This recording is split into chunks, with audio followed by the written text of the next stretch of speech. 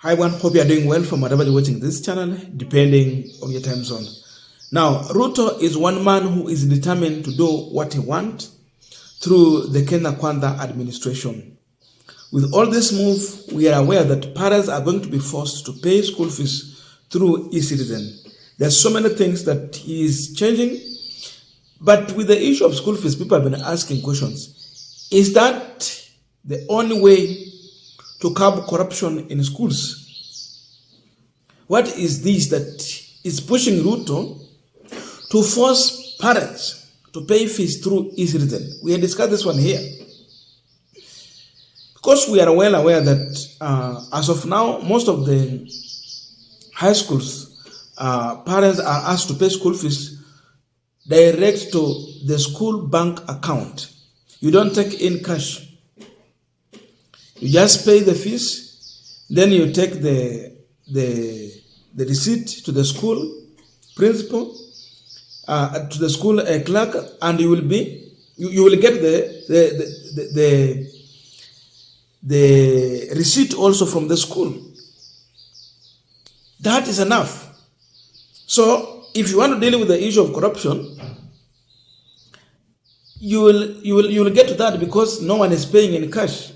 Not unless few who are taking in terms of, farm produce like maragwe, mahindi, labda umepeleka kuku, ng'ombe, those ones, hizo zinaeleweka, because now you will be dealing with the principal. And these are not everyone who is doing so. So the question has been, what is this that is pushing Ruto to force parents to pay fees through eCitizen? And Honorable Wamboka is revealing something here. That all that Ruto is looking for is nothing other than what he can get from every policy bring about. What is he going to benefit from this? And the target here is the extra charges that parents will be forced to pay when it comes to payment through eCitizen. Like the other time we were explaining here how university students who are being forced to pay their meals through eCitizen, they are forced to pay 50 shillings extra on every meal they are going to buy. Because on eCitizen, there's extra charge you pay, and this charges is going to the government. So Ruto has calculated that in Kenya, we have more than 10 million parents. Or we can say students. 10 million students. So per student you pay separately. So imagine 10 million paying through eCitizen. How much is Ruto getting from this? Besides this, hizi pesa kuna uhakika gani ya kwamba kila shule itapata mgao wao timely? Listen to Honorable Wamboka exposing William Ruto as far as the payment through eCitizen is concerned. Now we are continuing with this particular discussion, but just a quick request for those who are watching and you have not yet subscribed, please consider subscribing. To our returning subscribers, I must say thank you so much. And again, to all our viewers, please give this video a thumbs up. Thank you so much, and back to this discussion. Now, the day William Ruto decided to respond to Honorable Wamboka in Bungoma, as far as the issue of privatization of Nzoia Sugar Company is concerned, that is the time Ruto was building Wamboka politically. Ruto is one man who has decided that is going to be everything. Yeye ndiye atakuwa accountant, yeye ndiye atakuwa judge, yeye ndiye atakuwa lawyer. Ruto is an economist. Ruto is everything. Ruto is a bishop. Ruto is a doctor in hospital. Ruto is everything. So he wants to answer to everyone, including junior politicians. The issue of responding to Wamboka should have been left to other members of parliament to respond to him. But because of anger,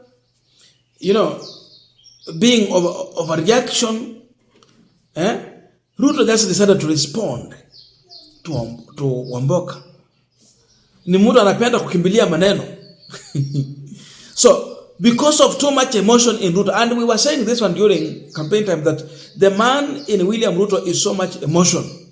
Before you cast your ballot for Ruto, you have to know that this is an emotional person who normally take, who normally make a decision on emotion.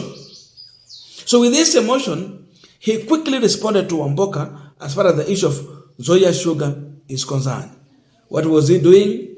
He was building Wamboka. Now when Wamboka speak, people in Bungoma listen.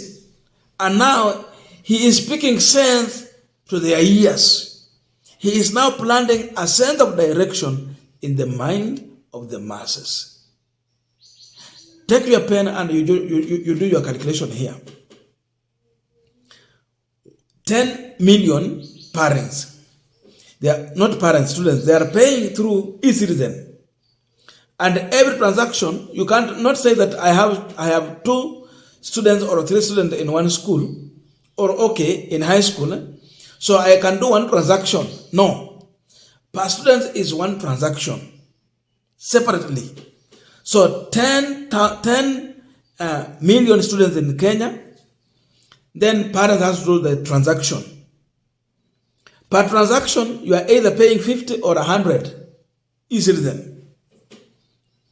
If you have to calculate that in every transaction, you are paying 50 shillings, you multiply by 10 million. That is 500 million Kenyan shillings Ruto want to collect from parents. Hata huyo mzazi ametembea mguu kwenda paka mahali pa kulipia, na labda ametembea mwendo mrefu. eCitizen. Lakini wewe unataka hiyo 50 kutoka kwake. For those who are paying, then we assume that on every transaction they are charging you 100 shillings. You multiply by 10 million, you are talking about 1 billion shillings that Ruto is looking for from poor parents. Parents who sleep hungry. Parents who cannot afford 2 or 3 meals per day.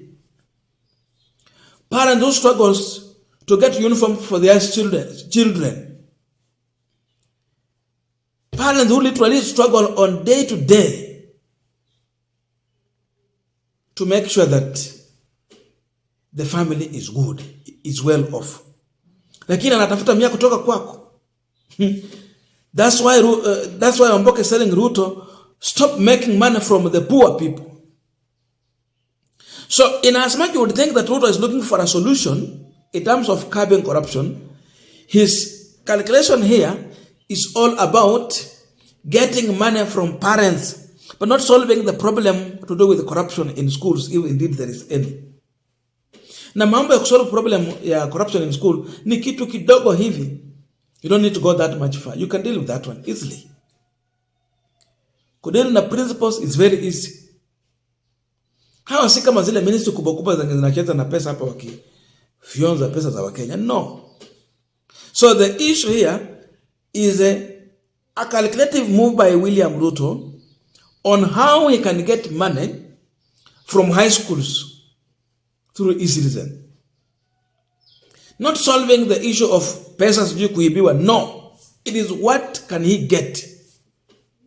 And Honorable Wamboka is revealing this.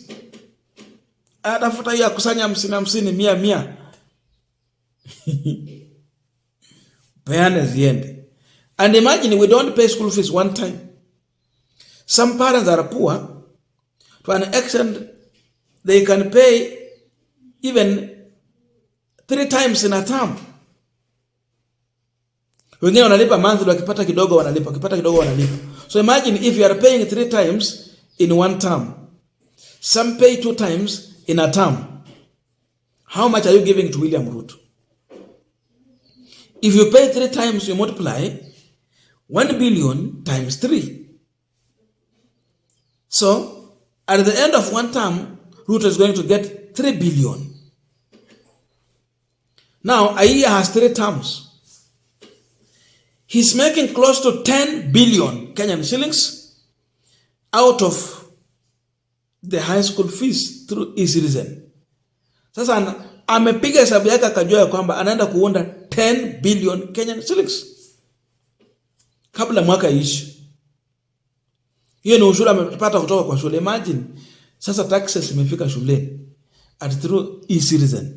Sasa wale wazazi wenye walikuwa wanapeleka mbuzi shuleni, tukaona wengine wanapeleka mbuzi mpaka principal anafika mara anahurumia tu, anaona sasa huyu acha tuaje tu asome. Utaitishaje school fees kwa mtu mwenye amekuja na mbuzi peke yake, hata school uniform hana?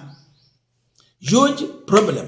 So those who will suffer ni wazazi kama hao. Wakupeleka maragwe, wakupeleka mbuzi, wakupeleka wakwenda kufanya kazi shuleni ndio. Sasa principal will have no way to use the authority in his office to help such parents. Hapo ndio sasa shida inakujia. So Mboka is telling Ruto, stop making money from poor parents.